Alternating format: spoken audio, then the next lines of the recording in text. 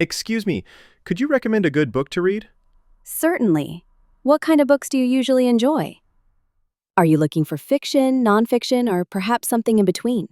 I'm in the mood for something lighthearted and funny, but also a bit clever. Nothing too heavy. In that case, you might really enjoy The Rosie Project. It's witty, charming, and quite humorous. I haven't heard of that one. What's it about? It's a novel about a brilliant but socially awkward professor who sets out on a scientific mission to find the perfect partner. It's both heartwarming and entertaining. That actually sounds strangely relatable.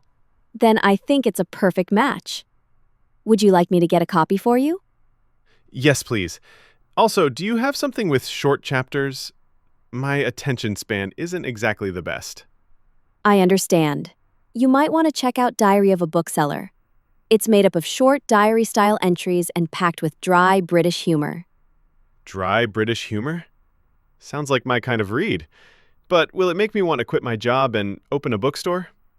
It might, but at least you'll get an honest glimpse into what running a bookstore is really like. Do you actually read all the books in the store? I try my best. It's one of the great perks of the job. I get to be surrounded by books every day.